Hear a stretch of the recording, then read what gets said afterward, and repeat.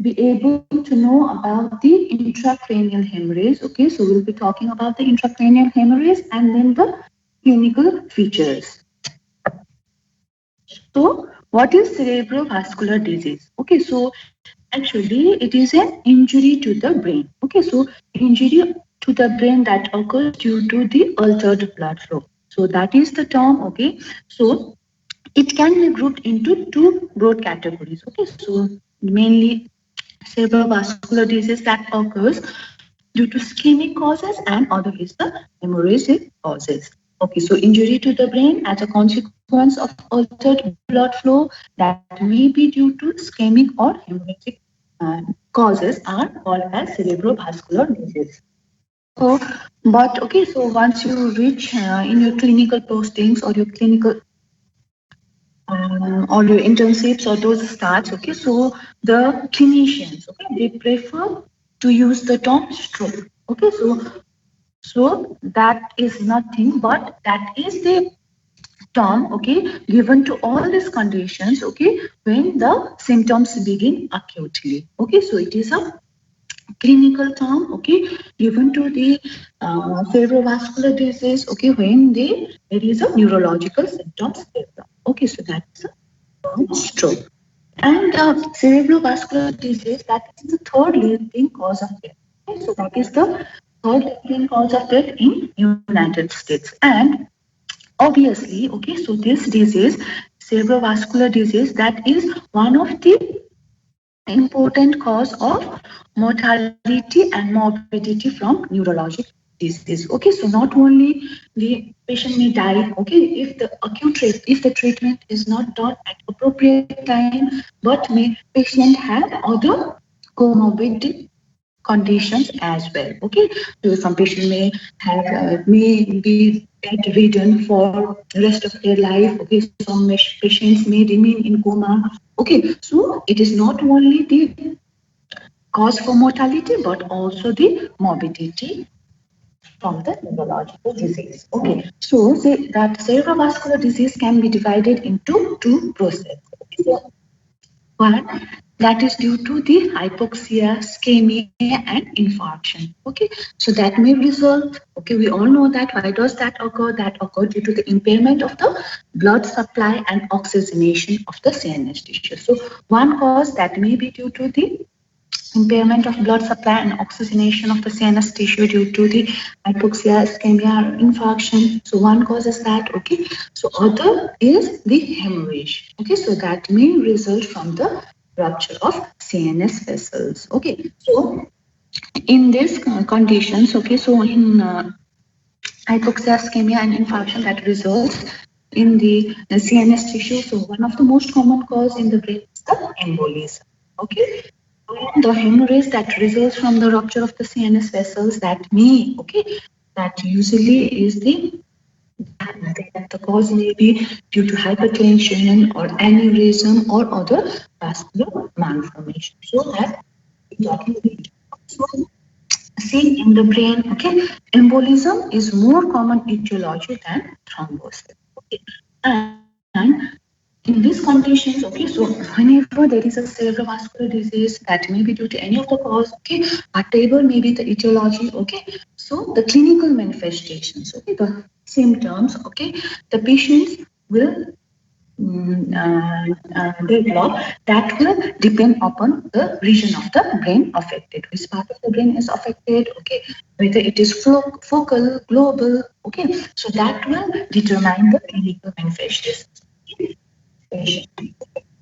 And now the other cause, okay.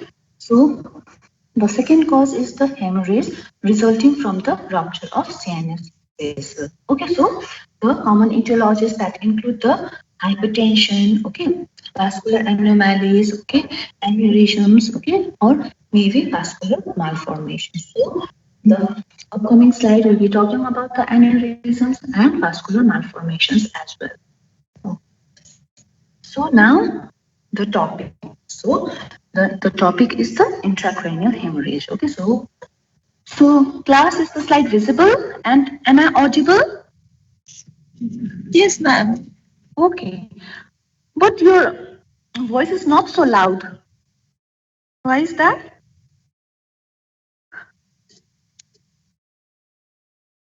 Okay, so you are clear with the slide and my voice is audible. Okay, so now I'll start. Okay, so the intracranial hemorrhage. Okay, so the hemorrhage that occur at any site within the CNS. Okay, so that's simple. That is the intraparenchymal hemorrhage. Okay, and the intracranial hemorrhage. Okay, so it can be associated with various causes. Okay, so sometimes you have heard about the patients that has undergone the road traffic accident RTA. Okay, so that patients usually have a intracranial hemorrhage. Okay, so in these cases, okay, so the patients that has a history of trauma, okay, so you see the hemorrhages in the epidural or subdural spaces. Okay, so the hemorrhages occurring in the epidural or subdural spaces are associated with the trauma, blunt trauma, or any kind of traffic accident. Okay, these are the trauma hemorrhages that are associated with the trauma.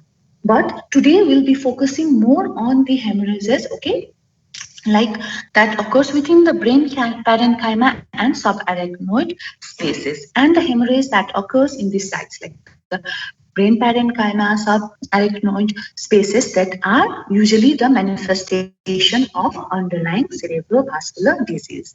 So we'll be talking about the intraparenchymal hemorrhages and subarachnoid hemorrhage that occurs in the subarachnoid spaces. Okay, so see, rupture of small parenchymal vessels can result in hemorrhage within the brain.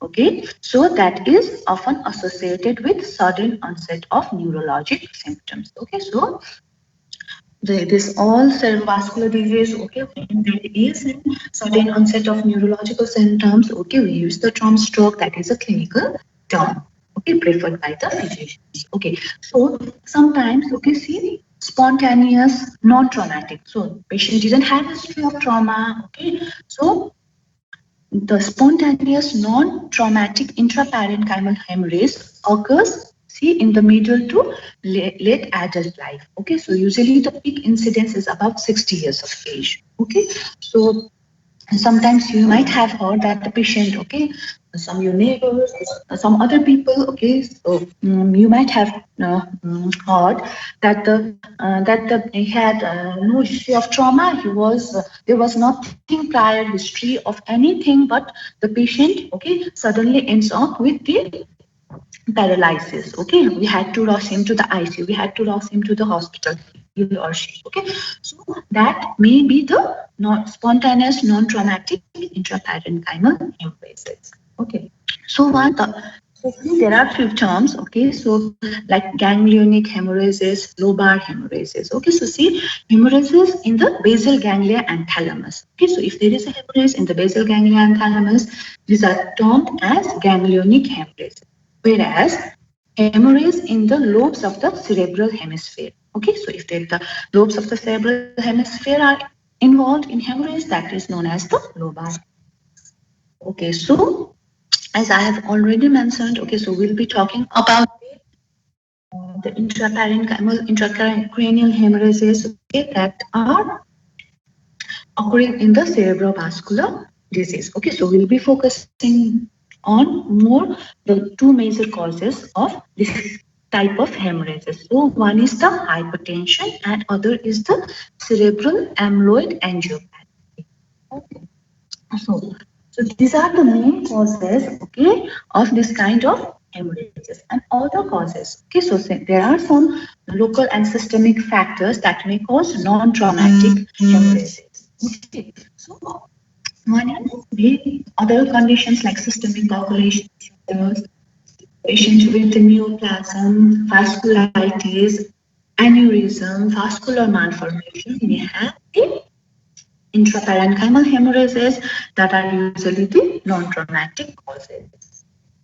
See, the hypertension is the risk factor most commonly associated with deep brain parenchymal hemorrhages. Okay, so I'll say you one thing. Okay, so when I was a medical officer and I was doing the duties in ICU and emergency. Okay, so during that time, okay, came across the many of the patients, okay, that presented with stroke in the emergency department and ICUs. Okay, so usually they used to have a history of hypertension. Okay, uncontrolled hypertension. Okay, that hypertension is a one of the risk factor. Okay, that are commonly associated with the deep brain parenchymal hemorrhages. And hemorrhages associated with hypertension are seen in the deep white matter, deep gray structures, followed by brainstem and cerebellum. Okay, so sometimes you might be asked, hypertension most commonly associated with hemorrhages that are associated with hypertension that are seen in hypertension are the sites like you have to choose the deep brain parenchymal areas. Okay, so usually in this kind, okay, you have the deep brain parenchyma is involved and you see the hemorrhages in that area. So we all know that hypertension that may lead to the number of vessel abnormalities. Okay, so if the patient is hypertensive, okay, then he or she may have so much of findings in the vessel wall. Okay, so there may be accelerated atherosclerosis in the larger arteries or hardening arterial sclerosis in smaller arteries. Okay, and in severe cases, patient may have proliferative changes and frank necrosis of the artery. Okay, so the patient may even have fibrinoid necrosis. Changes in the vessel wall that are seen in patients suffering from. So the patient with chronic hypertension, they may be associated with development of minute aneurysms. Okay, so the patients which has minute aneurysms and that are patients suffering from the chronic hypertension that is termed as Charcot Burckhardt aneurysm. Okay, so that minute aneurysm, okay, so may be the site of rupture. Okay, and these aneurysms that are occurring vessels that are less than 300 micrometer in diameter, okay, and these are most commonly seen within the basal ganglia. Okay, so just remember that the patient with chronic hypertension may have the development of minute aneurysms, okay, which may rupture. Okay, and so this may come in your MCQs as well. So hypertensive intraparenchymal hemorrhage may originate in. So one of the most common site is the putamen. That may be 50 to 60% of the cases. Okay, so sometimes in MCQs it might be asked, so you have to take the putamen. Okay, so hypertensive intraparenchymal hemorrhage may seen in the putamen, thalamus, pons, or cerebellar hemisphere. So that we are done with the hypertensive intraparenchymal hemorrhage. Okay. So now the second is the cerebral amyloid angiopathy. So up to now we are talking about the intraparenchymal hemorrhage. Okay. So one of the common cause for intraparenchymal hemorrhage was hypertension. Okay. So now we'll be talking about the cerebral amyloid angiopathy. Okay. So see, cerebral amyloid angiopathy is a risk factor commonly associated with lobar hemorrhages. Okay, so if the patient is suffering from the cerebral amyloid angiopathy, you see the hemorrhages in lobar areas. Okay, so see, in cerebral amyloid angiopathy, amyloidogenic peptides. Okay, so these are the peptides that are found in the Alzheimer's disease. Okay, so in the degenerative disease of the disorders of the brain. Okay, so we'll be talking about the Alzheimer's disease as well. Okay, in our upcoming classes. Okay, so in cerebral amyloid angiopathy, amyloidogenic peptides. Okay, these are deposited in the wall of the medium and small caliber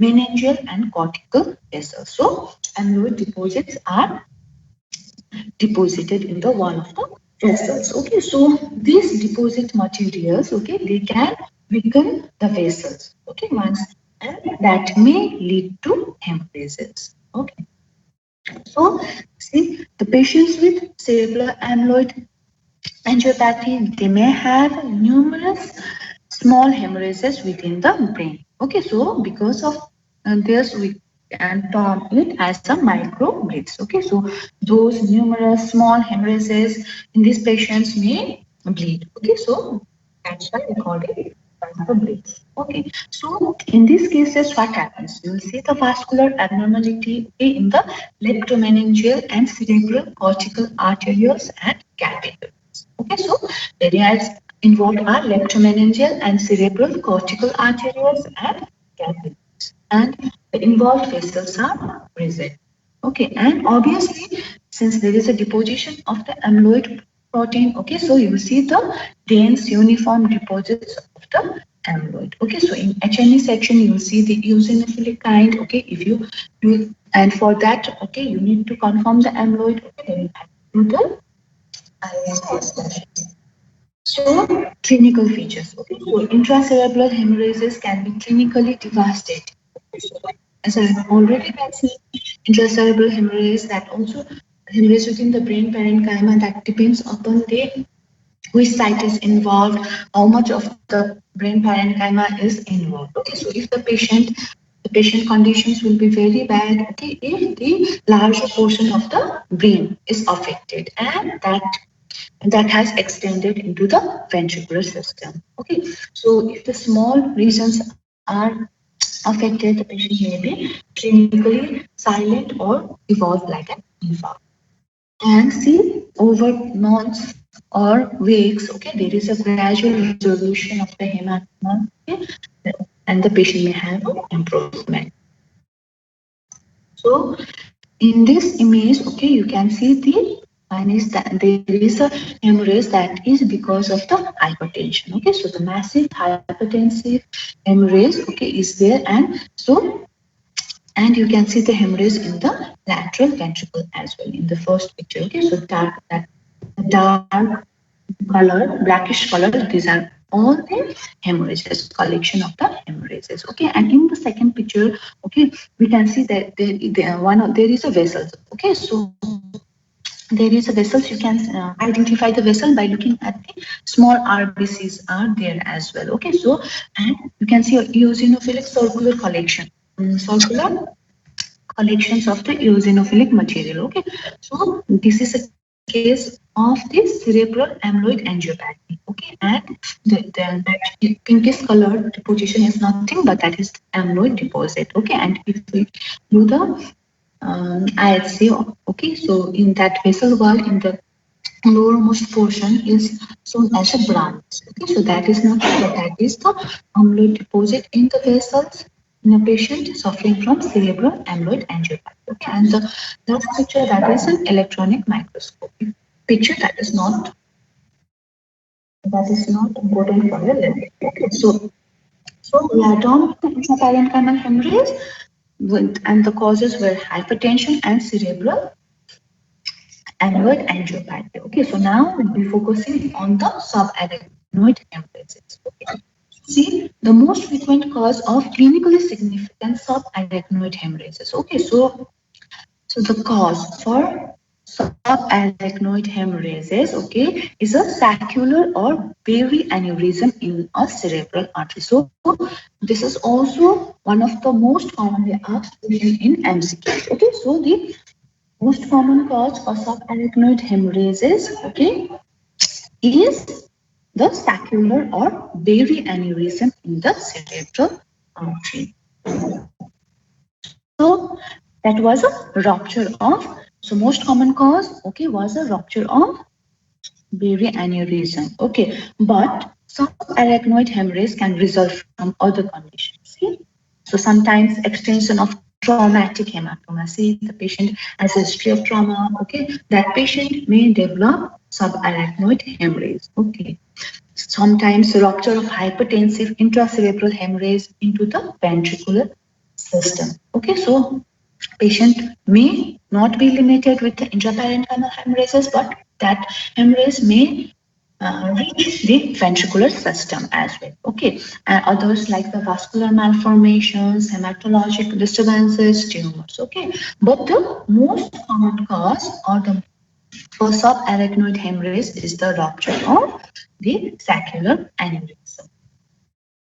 Okay, so actually, when I was doing my MBBS days, okay, so when I was doing my MBBS studies, okay, So we had one professor, okay, and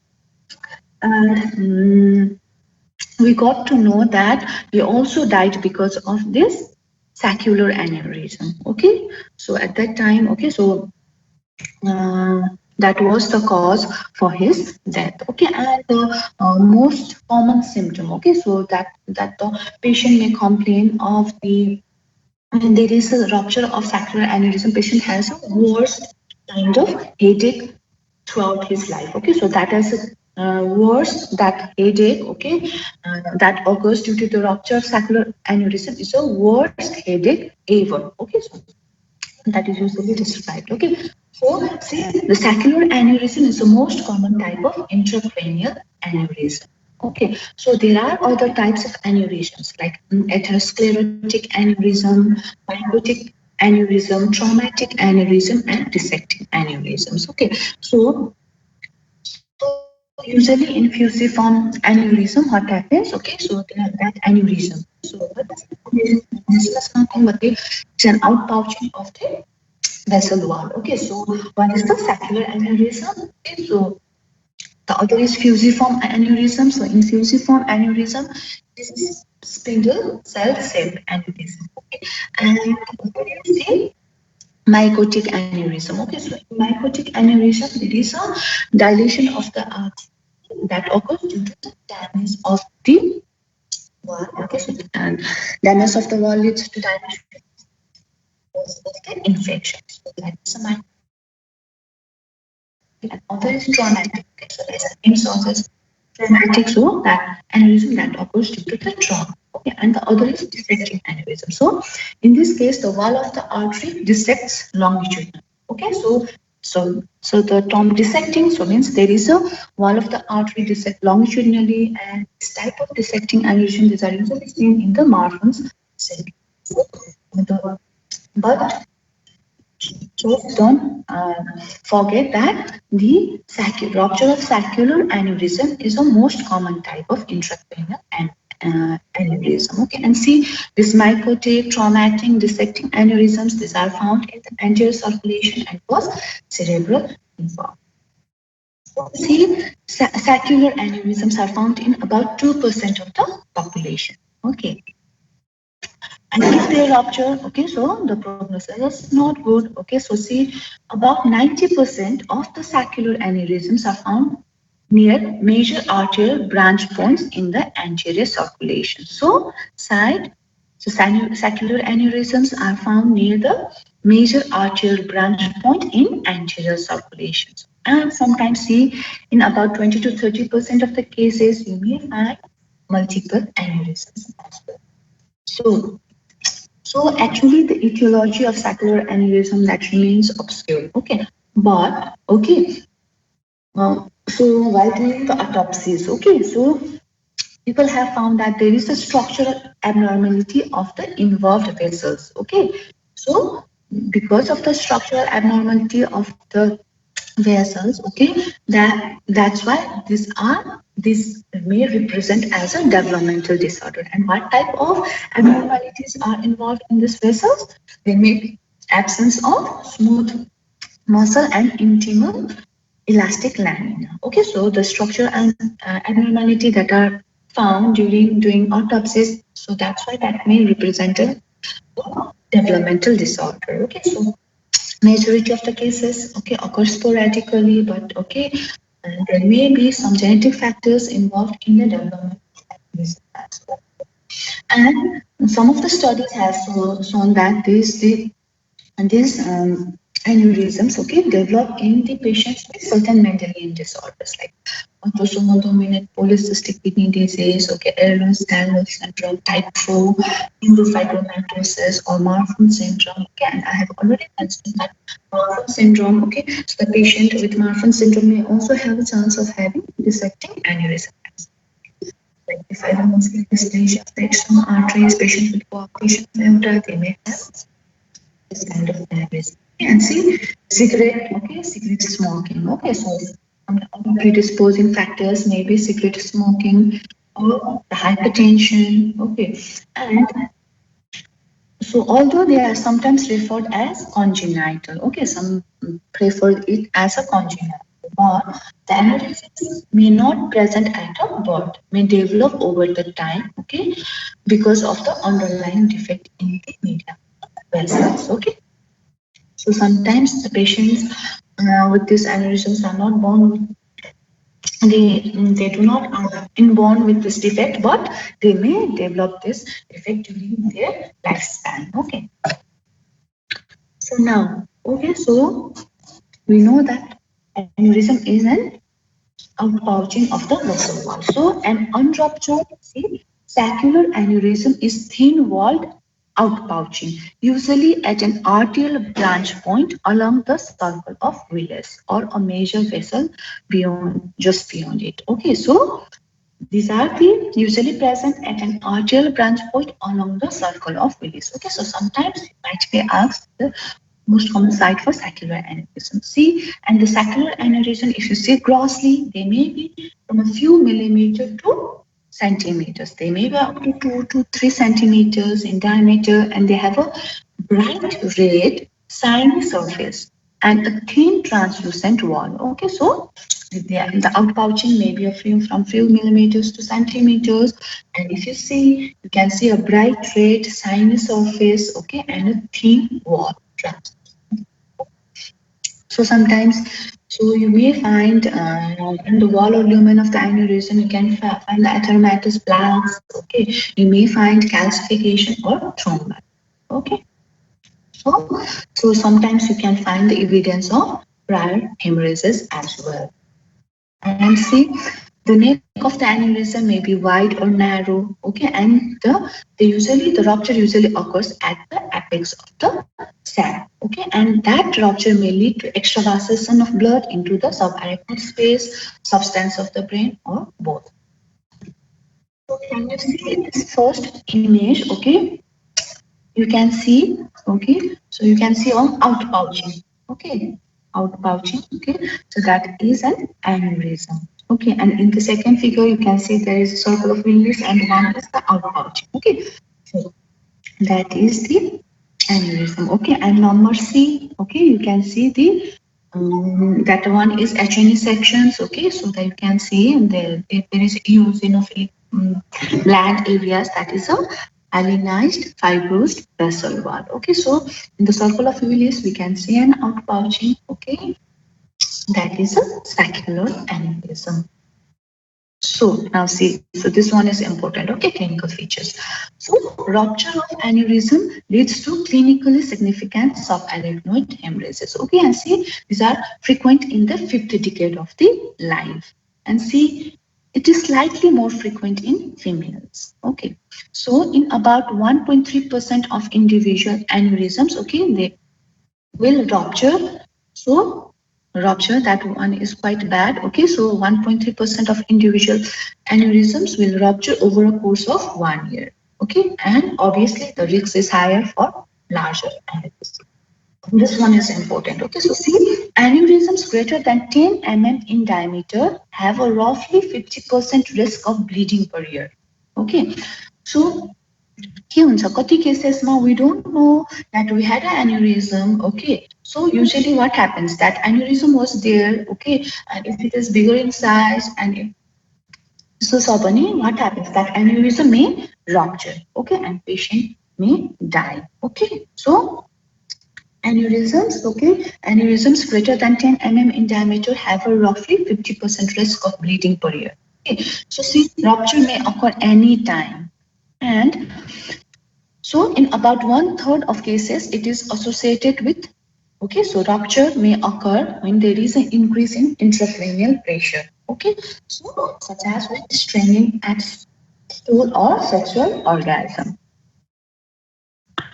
So what happens? So in these cases, okay, what happens? The blood under artery pressure is forced into the subarachnoid space. And see, I have already told that the patient suffering from the rupture of sacral aneurysms, okay, rupture of aneurysm usually describe that they have the worst headache I have ever had. Okay, so that kind of severe excruciating headache pain. Okay, so that headache type of headache okay, the patient will complain, okay, that the worst headache, they would have a worse headache and the patient may rapidly lose consciousness. Okay, so say between 50 and 25 and 50% of the patient die within the first rupture. So that's not good, and our prognosis is not so good. So about 25 to 50% of the patient die with the first rupture. And patients who survive often improve and recover consciousness in minute. Okay, but one of the bad thing about this aneurysm is that repeat bleeding is common. Okay, and that may be in any time occur. Okay, so repeat bleeding is one of the thing that makes the patient that who survive with aneurysms, okay, that makes their life difficult, okay, because we can't even predict when that repeat bleeding will occur. And see, with each episode of bleeding, the prognosis is worse. Okay, so the clinical consequences of blood in the subarachnoid space can be separated into acute events, okay, that will occur within the hours or days after hemorrhages or late sequelae, okay, so that is obviously associated with the healing process. So in healing phase of subarachnoid hemorrhages, meningeal fibrosis and scarring occurs, okay, so sometimes it may lead to the obstruction of CSF flow, okay, as well as interruption of the normal pathway of CSF reabsorption. Okay, so these are the things that are associated with the subarachnoid hemorrhages. Okay, so we are done with the hypertension. Okay, we are done with the cerebral amyloid angiopathy. We are done with the subarachnoid hemorrhages, and one of the most common cause for subarachnoid hemorrhage is the rupture of saccular aneurysm. Okay, so now the last is the vascular malformations. Okay, so vascular malformations of the brain. Okay, so they are usually grouped into four different groups. Okay, so one is the arteriovenous malformation. So that is the abnormal communications between the arteries and the veins. Other is the cavernous malformations. Okay, so these are actually the abnormally formed blood vessels. Okay, so these are also the these are also one of the causes of vascular malformations for intracranial hemorrhages. Third is the capillary telangiectasias. So, okay, so that is actually the abnormally dilated capillaries. Okay, and fourth one is venous angiomas. Okay, so these are the venous angiomas. These are the benign variation in venous drainage. Okay, so actually there is the these are the congenital conditions. So congenital malformation of the vein which drains the normal brain. Okay, these are the venous angiomas. So arteriovenous malformations and cavernous malformation are usually okay, so as compared to rest of the other two, okay, the first two arteriovenous and cavernous malformations are associated with risk of hemorrhage and development of neurologic symptoms. Okay, so the patient with this as in general, okay, so the patients with this patients with the intracranial hemorrhages, okay, depending upon the site, okay, focal or global parenchyma is involved. Okay, so there are various things that will determine the clinical symptoms of the patient. Okay, so the basic neurological symptoms in cerebrovascular disease, the cerebrovascular disease may be like the patient may have the and patient may have headache, okay, patient may have nausea, some patient may have confusion, some may have a tingling sensation, okay, the patient may have a like weakness in the muscles, weakness in the extremities, some patient may have problem in the vision, some patient may have a paralysis, okay, the patient may have a loss of coordination of the movement, some patient speech problem, okay, in severe cases, patient may have memory loss, paralysis, confusion, okay, so these are multiple symptoms the patients the cerebrovascular disease may develop, okay. and that also depends upon the site affected. Okay, so that site is the important. Okay. So now the morphology. In arteriovenous malformations, they may involve the vessel in the subarachnoid space in the brain or both. Okay, so in arteriovenous, so actually the patients suffering from chronic kidney disease. Okay, so the patients that are undergoing the dialysis. Okay, so usually we create a communication between arteries and veins. Okay, so that is the usually in patient with CKD, okay, we create the arteriovenous communications. Okay, so that one is for dialysis. But in these conditions, we are uh, talking about the arteriovenous malformations in the brain. Okay, so what happens? These are a tangled network of worm-like vascular channels. Okay, and this has a prominent pulsatile arteriovenous stanting with high blood flow. Okay, so हामीले जुन dialysis of patient Jun create गर्छ नि arteriovenous fistular stunt. Okay, so त्यो चाहिँ okay, so once you are posted in your clinicals, okay, patient on please don't forget to look for the AV arteriovenous stunt in patients. Okay, that surgeons usually create. Okay, so that are usually in the.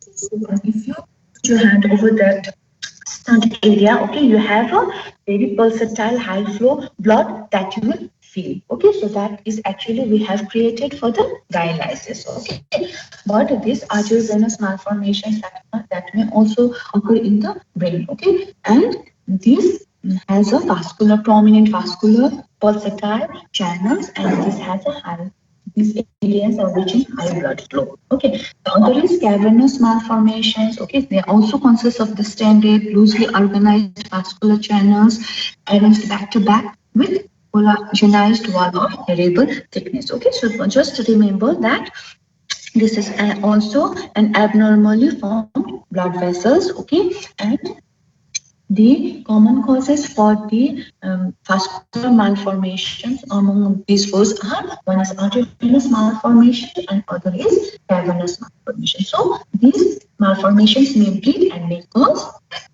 intracranial hemorrhages. Okay, so the cavernous malformations are found in cerebellum, pons, and subcortical regions. Okay, these are the other arteriovenous malformation was high flow channels, whereas cavernous malformations are low flow channels that do not participate in what happened.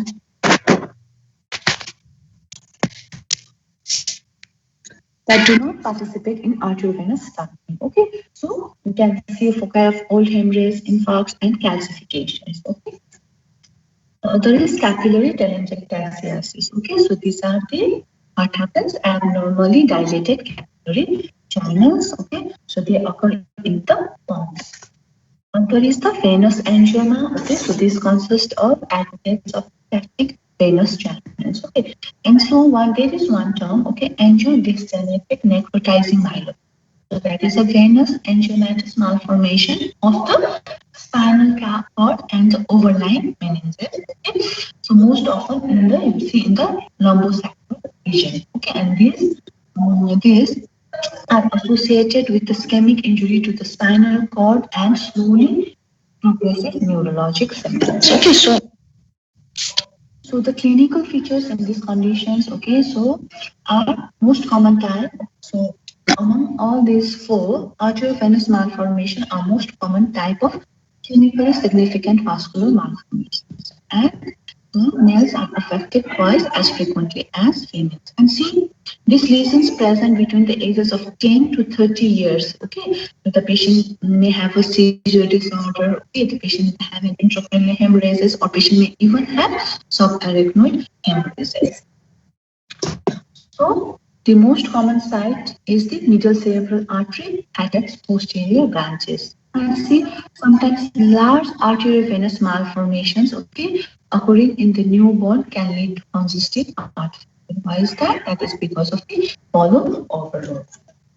So, summary, okay. So, stroke is a clinical term, okay. So, for acute onset neurological deficits resulting from hemorrhagic or obstructive vascular lesions. Okay, so neurological deficit resulting from hemorrhagic or obstructive vascular lesions, the term that we use clinically is a stroke.